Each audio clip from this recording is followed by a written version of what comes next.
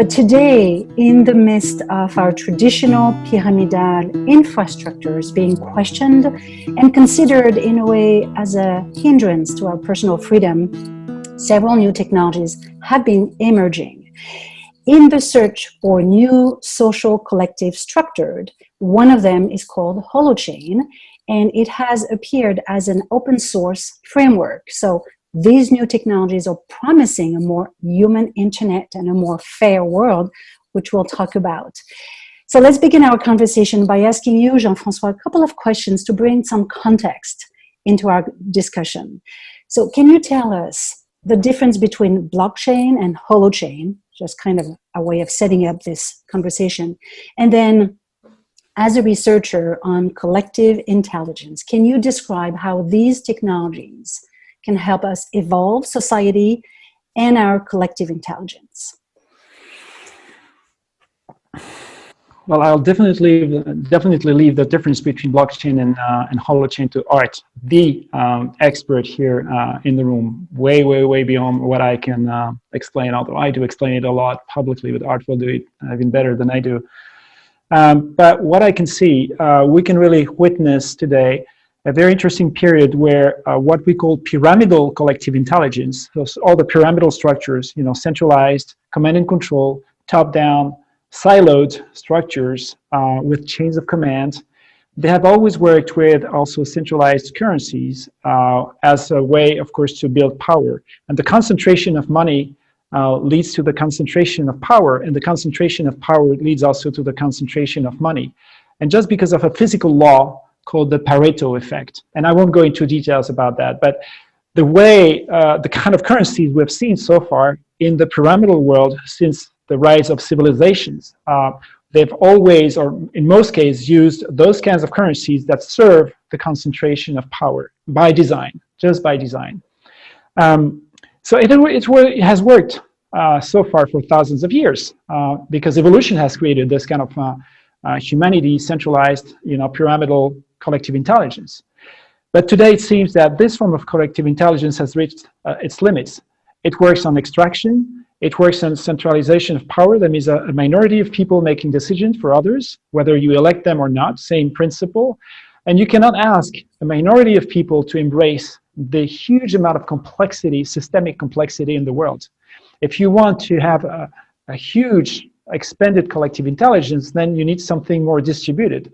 That means you become a feedback loop, I become a feedback loop in a much more powerful way than what the kind of feedback loop I would give in a pyramidal structure. So we need to move from those top-down siloed structures to a more, neuronal form or distributed form of collective intelligence where I can, become a leader to some, to some degree for some projects or some ideas. You can become your own leader for other things. And we also witness, from the sociological perspective, we witness also the rise of individuation. That means in the world, we can measure that. More and more people decide to become themselves. That means they feel very unhappy about the way the world works. They don't want to contribute to the extractive economy anymore. They want to question also the meaning and the ideologies behind all these things. So individuation means that you will go into a journey of knowing yourself. And if you become yourself, that means you become unique. If you become unique, then you may not want to play the normalizing game that you need for building chains of command. So if you have a society made of highly individualized people, then that leads a very deep question. How do you deal with this level of social complexity? How do you deal with people who don't want to play the game, the chain of command game anymore, who don't want to rely on centralized power, even well-intentioned centralized power? I don't want to make that an evil thing. I just say it has limitation. You have lots of pyramidal structures with very well-intentioned people doing their best, but it just doesn't work. It can't embrace the level of today's complexity.